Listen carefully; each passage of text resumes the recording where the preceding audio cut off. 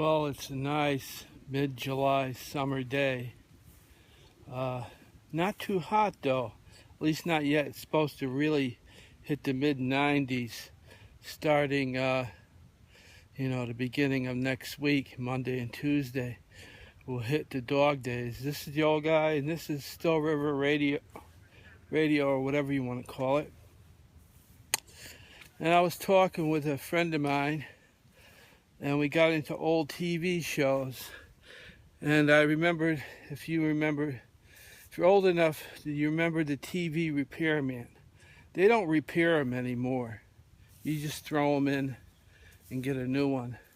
Nobody fixes them. But in the old days,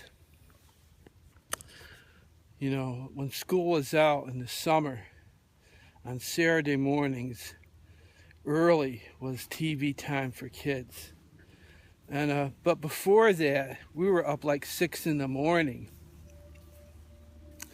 watching Modern Farmer, Victory at Sea, before Crusader Rabbit came on. And there were these kids shows with I forgot the names of them. Sandy Becker, some big fat guy with a frog, and Puppet Frog or something. He did old cartoons and stuff. He would laugh and giggle. He had something, Mr. Jingles or something, I don't know. Anyway, it was pretty weird stuff on in those days. And he had Davy and Goliath, which you learned your Episcopalian morality, or was it Lutheran? I don't know. I'll have to check. But weekdays you had, in the evenings at 5, you had, my favorite was Soupy Sales. And he had this other character called Zachary with his pet amoeba. And if you look on YouTube, you can see these guys. They were amazing. Soupy Sales was just him, a cameraman, another guy, and a bunch of puppets. And you never know what he was going to do. I don't think he knew what he was going to do next. He had sort of a format, but it was just him, and he would laugh and guffaw and stuff. And it was great.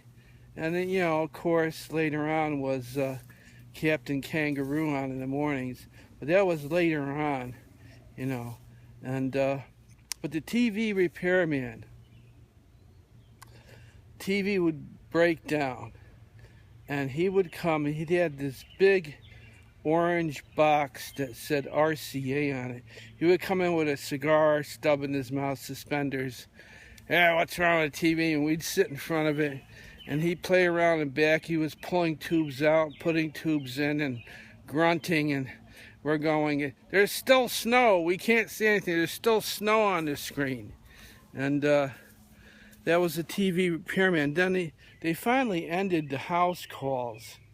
So when the TV broke, we put it in our red wagon and rolled it down the street to the electrical repair store. They repaired washers, dryers, TVs, irons, radios even. And we would stop by every day, and the guy would get mad. Is it ready yet? It'll be ready next Tuesday. And finally, when it would never be ready on time, we'd be frustrated because we're missing all these shows. And finally, we would be able to get it like 2 weeks after the Tuesday, he said, and bring it back home. And we had this thing called rabbit ear antennas. You had to move it around to get clearer reception. And it was really tough when the color TVs first came out. And then finally we were able to hook up to a regular antenna on the roof of the neighbors. Then that improved dramatically, and we got a lot better reception. So in repair, things that were repaired aren't repaired anymore. Planned obsolescence, that was the term learned back in first started college and business school. Planned obsolescence. Cars are built only to last certain long. Originally they were built to last a lifetime. So that was the old days in Still River. This is Still River Radio.